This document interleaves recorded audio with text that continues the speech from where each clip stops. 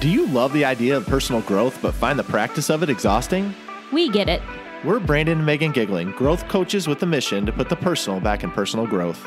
If you want a new way of growing into the next version of you without the frustration, guilt, and overwhelm, you're in the right place.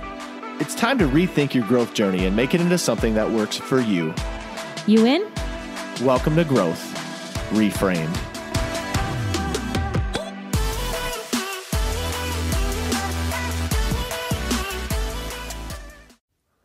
Hey y'all, welcome back to Growth Reframed. We're so happy you're here. Last week we had the chance to talk about who you want to be. It's a heavy question. And no, not what other people want you to be or what the world expects you to be, but who you actually want to be. So if you hadn't had a chance, head back and have a listen. But today we're going to unpack what it means to be happy. Because the fact is, it means something different to everyone. So today we're going to get into some questions like, what words describe happiness to you? Does everything have to be perfect for you to be happy? Are you focusing too much on the lack in your life? And are you too reliant on the outside world, relationships, or circumstances to find it? So buckle up, folks, because we're going to get into it. Oh, I don't know if I'm ready for this one. I think what initially had caught my attention was when you said, what words describe happiness for you? And I was like, ooh, I could do this for days.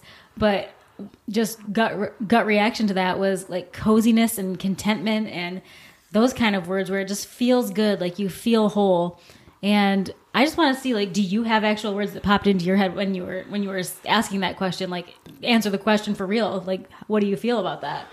Oh yeah, well, I hoped I was going to answer it for real. Yeah, I think for me, when I thought about it, I thought, well, love comes up in my head. Because to be happy, you want to be loved. You want to be around the people that you love.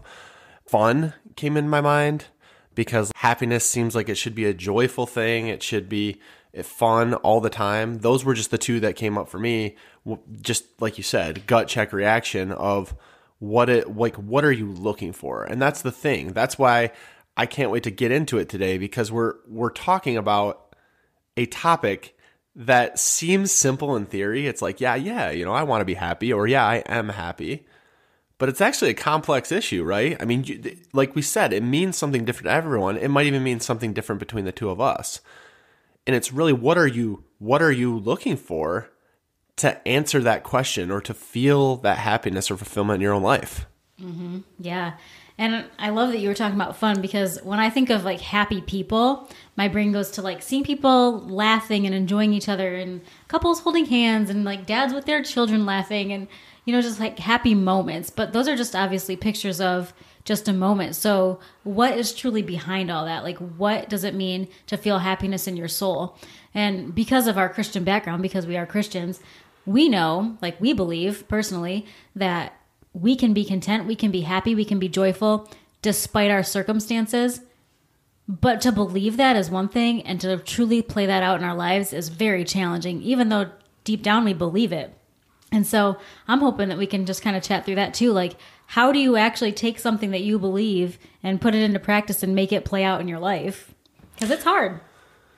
Yeah, and it really goes back to the question of, does everything have to be great and perfect for you to remain happy as like a constant? Like you said, in theory, it sounds like, yeah, we have a really great life. There's a lot of really good things that are going well, but there's also things that aren't, and there's things that come up, and there's different items that come into our peripheral that you're like, well, it can almost change your idea of whether you are happy or not. I think about our kids and how lucky they are. I'm like, man, I had a great childhood. You guys have it really great. But it'll be like that for them because they'll have one thing happen, like a kid was mean to them at recess, or a teacher, treated them in their minds unfairly. And then it's like, I had the worst day. And we stop them there for the record, but they'll just be like, it was the worst day ever because, and they'll name one thing. Mm-hmm. And I get a little upset about that, but then when I reflect on my own life, I do that. Like, I'm like, well, this meeting didn't go the way I wanted it to. This person was annoying. This car cut me off. This, that, what, little things that I'm letting change the overall feeling that I'm having.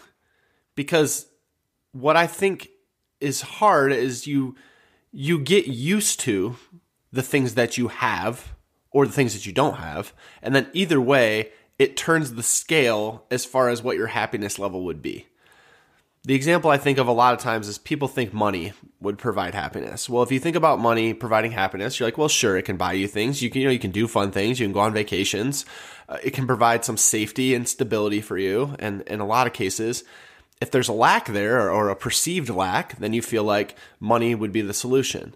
But then it's like, but what would be the amount then of that money that would provide you with that amount of happiness? And how many people have we seen that have a lot of money who are not happy? So how do you juggle that in your mind that that's going to be the solution?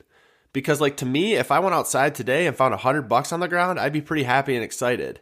If Jeff Bezos found $100 on the ground, I don't think he'd probably even bend down to pick it up. Like it's a difference. And the point is we all look at it differently. So what is it for you? And what are you tying it to? Because that's the thing. We tie it to our faith, but we more so tie it to circumstantially what's going on in our lives to say, well, what's the evidence of this? Because we all want to see in front of us what's making that a possibility. And again, I go back to like, you'll see people with, millions of dollars who are miserable. And then you'll see people who are, working just an entry-level job and they're the most joyful people you've ever met. But again, how do I justify that in my own mind? And how are we all doing that? Mm-hmm.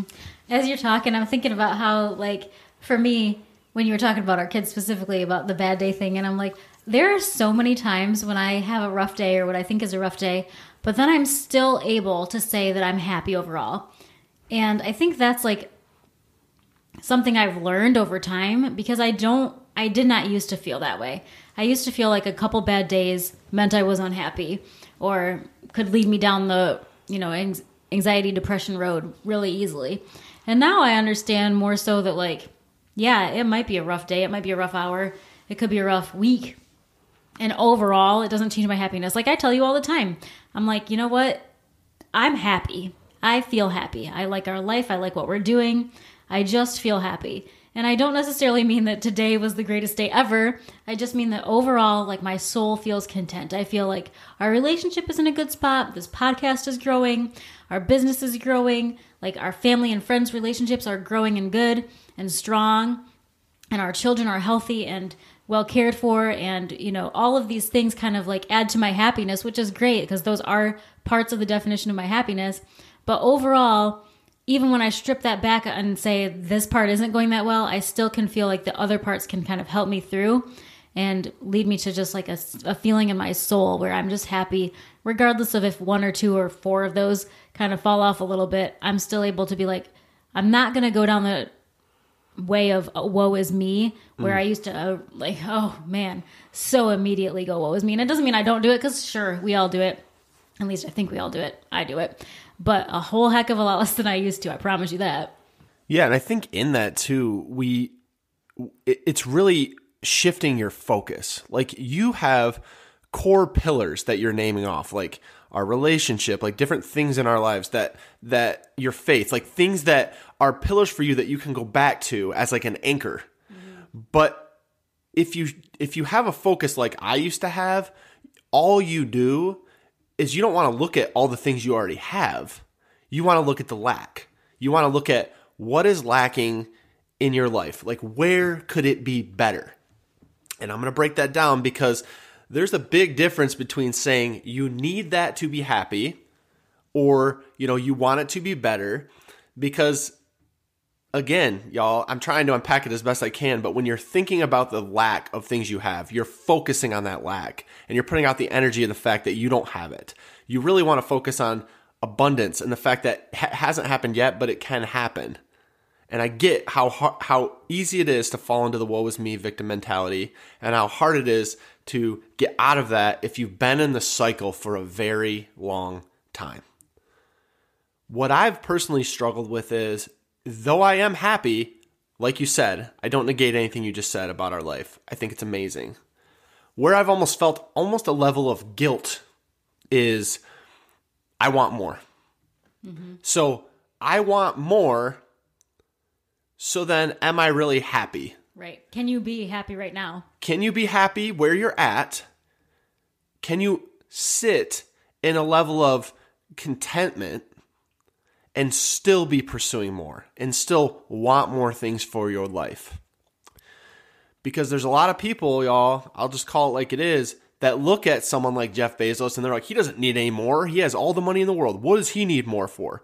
It's like, but you should be able to have what you have and still want more, right? Like we're all striving to have more in some area of our lives. But where I always struggled is like, I want more, so does that mean I'm not happy? And that's where I think we get confused in our own minds. You can have a core and an anchor of happiness in your life, some pillars that you live by, and then still be pursuing more. And that doesn't take away from where you were. And that doesn't take away from where you currently are right now. And it doesn't take away from where you'll be in the future. You can be happy throughout all of it. And I personally believe that if you look deep enough and hard enough, and I don't know what anyone's dealing with out there, but you can find happiness in the struggle too. Because the struggle's leading you on a path to somewhere. And you can focus on the lack of what that's causing you, or you can focus on the future abundance of what that's causing you. And it's really just a shift in your focus. That's some deep thinking over there. Yeah. And speaking of the feeling like you have a lack, I think so much of that stems from just comparison. So a good question to be asking yourself to figure out about how happy you are and if you're happy is just, am I saying that I need these things because I'm comparing myself to those around me? Or am I saying that I need these things because I really do? And I think if you're saying it because you really do, then yes, there's something to strive for, and maybe you're not as happy as you will be. But if you're just saying that you need those things because somebody else has them and you don't, then maybe you're perfectly happy and you need to adjust your mindset around that comparison game, because comparison is horrible. And I know we all do it, and I know we have to stop doing it, and it's basically impossible. But the more you can focus on just your true inner desires and the less you can focus on what everybody around you has or what you think they have, the happier you'll be able to be. And it's so hard to get there. And I don't think any of us will ever truly get there. But man, just finding ways to just be thankful and happy where you're at is so much more impactful than looking to your left or looking to your right and seeing what you don't yet have and feeling jealous and upset about that and letting that kind of frame your internal motives and being. Find that from within and not from external sources.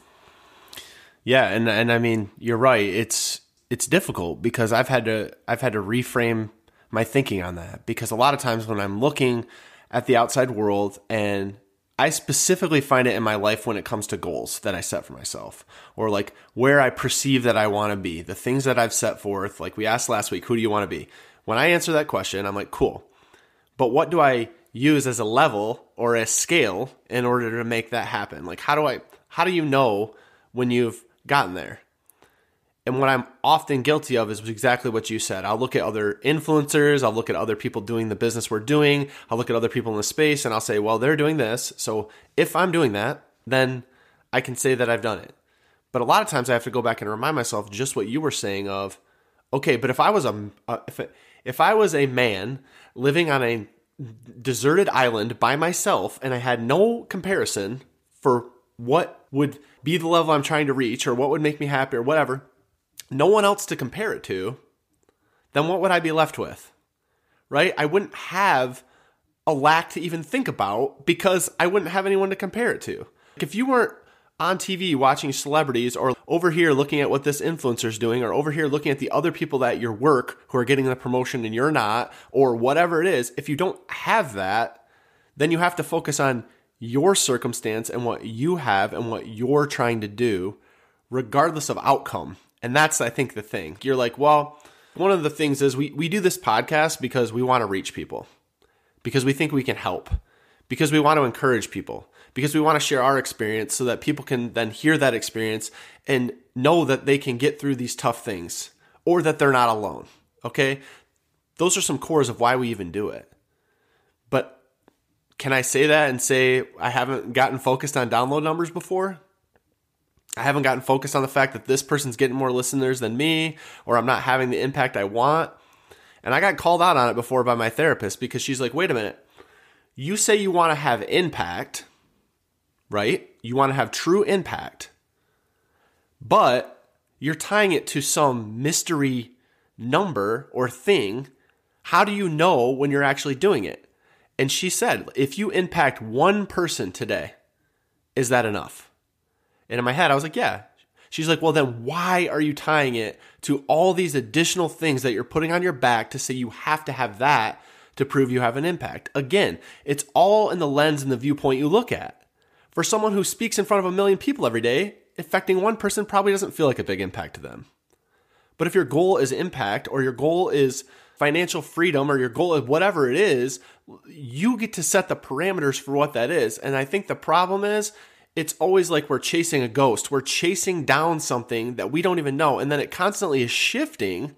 So even when we've got there, we just shift it further and further. And we think, well, we'd like to be happy, but I still haven't reached the mountaintop. But that's not what life's all about. Life's about going through the journey. And each step of the journey is life. It's not getting to the end and being like, well, okay, I guess I can just sit in this rocking chair, until I die. Like, that's not what it's about. It's about the experiences you have every day. But it's really in shifting your mindset to say, what do I actually want and need? Like, we've already ripped on today money as one, because money's huge. You touched on relationships. Maybe someone's listening right now and they don't have a partner and they're saying, if I had the partner, I would be happy. But the problem is you're always tying it to outside circumstances, and you're putting too much weight and pressure on the fact that that's going to deliver every single thing for you. Mm-hmm. And that's never, ever going to work with the things of this world. You cannot put so much weight on it to say it's going to deliver. You have to find contentment within yourself. And in order to do that, you have to give yourself time to reflect on what that contentment would even mean. I don't know about y'all, but like me and Meg, we run around like chickens with our head cut off most of the time. We're trying to take care of our kids. We're trying to run our business. We're trying to do our side hustle. We're trying to do all these things. The last time I actually sat and reflected on the things that I'm actually feeling and how I'm feeling about life and how I'm feeling about how things are going, and giving myself a chance to sit with myself by myself and figure out what's happening, I can tell you, I did it this morning. I do it almost every day. But I have to be intentional about doing that and taking that time. And if I'm not, then it doesn't happen. And a lot of us are so busy with what we're doing that we can't give ourselves even a breath of time to sit with ourselves by ourselves, without our phone, without the radio, without distractions, because it's uncomfortable, y'all. But if you don't give yourself that chance, how can you ever feel a sense of happiness or contentment? Because you don't even know what you need. This week, guys, we want to challenge you. We want to have you explore. Maybe that means it's only 10 or 15 minutes. I'm asking you to please challenge yourself. Find that 10 or 15 minutes. Even if it just happens one time this week. Find that little piece of time and start thinking to yourself about what happiness means for you. What are the things that matter most in your life? What does a happy life look for you? Are you currently there? Do you want more out of it? Do you want less out of it? Are you good there? Just start exploring these things, because as you take an honest inventory of your life, you'll be able to gain clarity into what's really going to fuel your soul, what's really going to provide you happiness and contentment, what's really the next step for you, and all of that ties in. So this week, please find those 10 or 15 minutes and let us know if you come up with any epiphanies.